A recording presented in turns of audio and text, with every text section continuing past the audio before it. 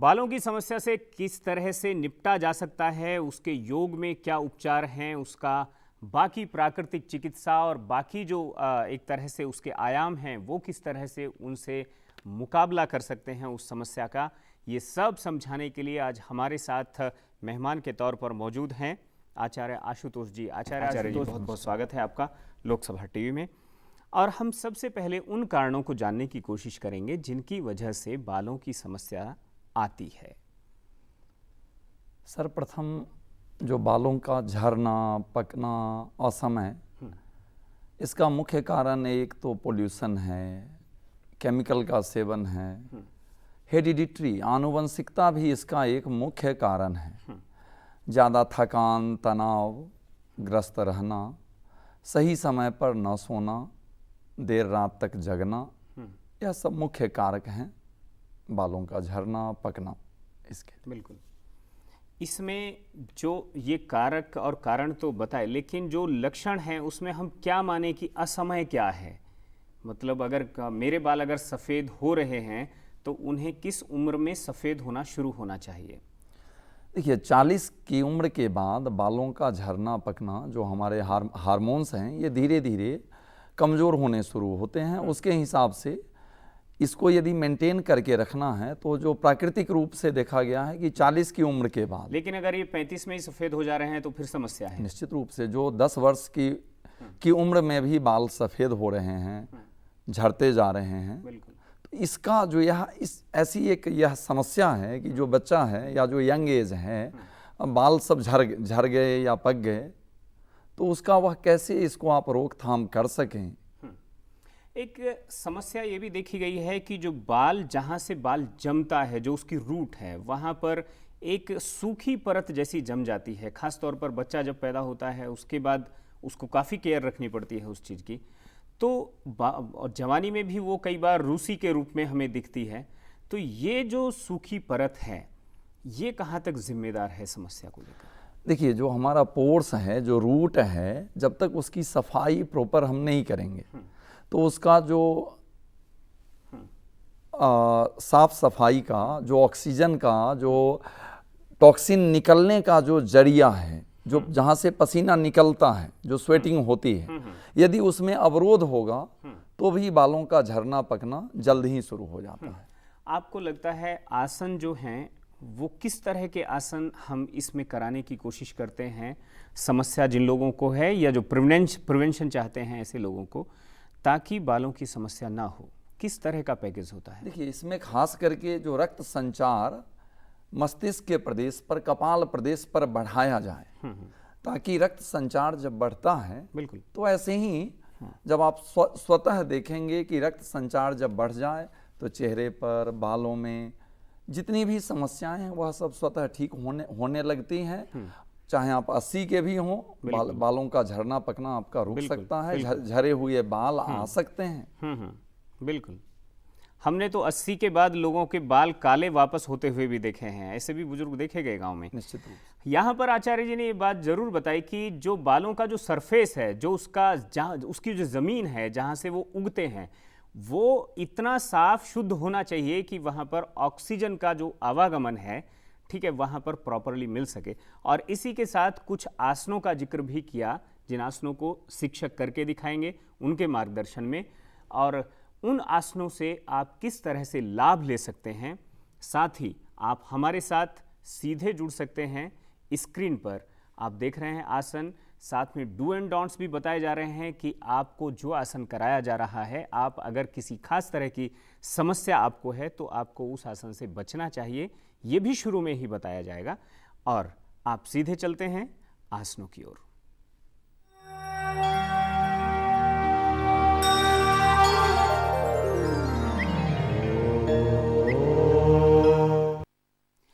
आसनों की जो एक कड़ी है, आसनों की इस कड़ी में खास तौर पर अगर हम सिर की ओर जो ब्लड का सर्कुलेशन है उसकी बात अगर हम करें तो शीर्षासन जैसे आसन जो हैं, जो सिर के बल पूरी तरह खड़ा होना, इस तरह के आसन कितना काम करते हैं? ये तो बहुत लाभकारी है ही। शीर्षासन को तो इस समस्या का रामबाण औषधि है, यह तो ब्रह्मास्त्र है। ओके। लेकिन जो लोग शीर्षासन नहीं कर सकते हैं उनके लिए और भी आसन है। और भी आसन हैं जो सहज हैं, जो इजी हैं। हम्म। चलिए, ऐसे और कौन कौन से सरल आसन हैं, क्या क्या हैं, हम जानना चाहेंगे आपके शिक्षकों से। सर्वप्रथम आसनों की श्रृंखला में चक्रासन बहुत ही सहज अभ्यास है। पीठ के बल लेट जाएं, दोनों पैर घुटने के नज़दीक से मोड़ लें, दोनों हथेली पीछे से कंधे के नीचे की ओर लगा लें, दोनों पैर में, दोनों घुटनों में 1 से 1.5 फीट तक की दूरी। धीरे धीरे श्वास भरते हुए अपने कमर, गर्दन, पूरे पीठ को ऊपर की ओर ले जाएं। सिर के हिस्से को बिल्कुल ढीला छोड़ दें नीचे की ओर। अपनी अपनी शारीरिक क्षमता अनुसार इस आसन का अभ्यास आप कर सकते हैं। यदि आपका स्लिप डिस्क है, फ्रोजन शोल्डर है, तो आप चक्रासन का अभ्यास ना करें, अर्ध चक्रासन का कर सकते हैं। इसका आधा हिस्सा धीरे धीरे विश्राम की स्थिति। इस आसन को करने के पश्चात थोड़ी देर शवासन जरूरी है। बिल्कुल पीठ के बल लेटकर शरीर को ढीला छोड़ दें। रक्त संचार की स्थिति को महसूस करें। जो आपके सिर के प्रदेश पर रक्त संचार, रक्त का दबाव जो बढ़ा है, इसे सामान्य होने दें। अगले आसन की ओर बढ़ने से पहले पूर्ण रूप से शिथिल, सामान्य, स्थिर। यदि आपको उच्च रक्तचाप की शिकायत है तो भी सावधानी पूर्वक या किसी कुशल योगाचार्य के निर्देशन में ही आप इसका अभ्यास करें। अगला आसन अर्ध सर्वांग आसन।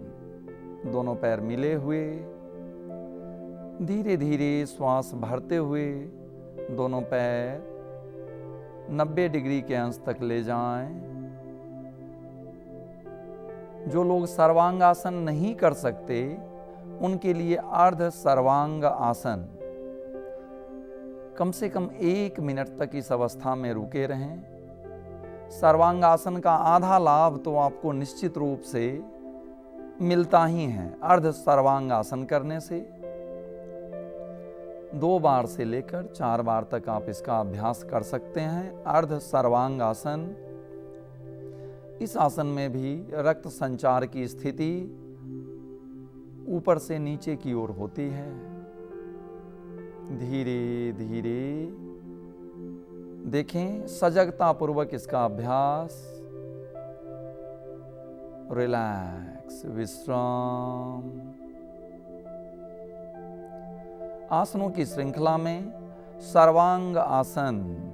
दोनों पैर मिले हुए, धीरे धीरे श्वास भरते हुए अपने दोनों पैर, कमर व पूरे पीठ को ऊपर तक ले जाएं। कंधे का हिस्सा जमीन को छूता हुआ।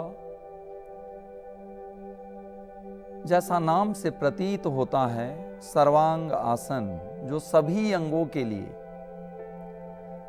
जैसा आप देख रहे हैं, रक्त संचार बिल्कुल मस्तिष्क प्रदेश पर, सिर के हिस्से पर धीरे धीरे बढ़ता जा रहा है। यदि आपको सर्वाइकल पेन है, स्पॉन्डिलाइटिस है, तो अर्ध सर्वांग आसन करें, सर्वांग आसन न करें। अपनी अपनी शारीरिक क्षमता अनुसार 30 सेकंड से लेकर 1 मिनट तक रुकने की कोशिश करें। इसकी आवृत्ति 2 बार तक इसे दोहराएं। धीरे धीरे दोनों पैर को मोड़ लें घुटने के नज़दीक से और आराम से ले आएं वापस। रिलैक्स, विश्राम।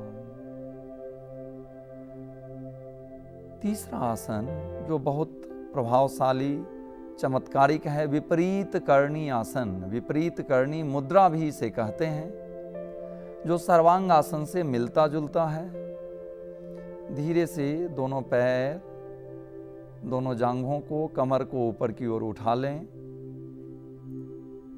और सर्वांगासन से थोड़ा सा ज्यादा और हलासन दोनों की स्थिति के बीच में दोनों पैर को रोक लें अपनी अपनी शारीरिक स्थिति के हिसाब से धीरे धीरे आप कर सकते हैं इसका अभ्यास। 20 सेकंड से 30 सेकंड तक इसमें रुकने की कोशिश करें। रक्त संचार की स्थिति को महसूस करें अपने कपाल प्रदेश पर, अपने सिर के हिस्से पर, अपने मस्तिष्क प्रदेश पर। धीरे धीरे विश्राम, रिलैक्स। अब जो अभ्यास है, जो बालों के लिए, बालों का झड़ना, असमय पकना, इसके लिए सबसे बेहतरीन जो अभ्यास है, जो चमत्कारिक है, यह अभ्यास शीर्षासन। पहले देख लें शीर्षासन की स्थिति। जो शीर्षासन है, एक तो यदि आपको उच्च रक्तचाप है, सर्वाइकल है, बैक पेन है, स्लीप डिस्क है, तो नहीं करें। यदि इस स्थिति में, सर्वाइकल की स्थिति में, फ्रोजन शोल्डर में यदि आप करते हैं, उच्च रक्तचाप में करते हैं, तो बीपी आपका और बढ़ सकता है।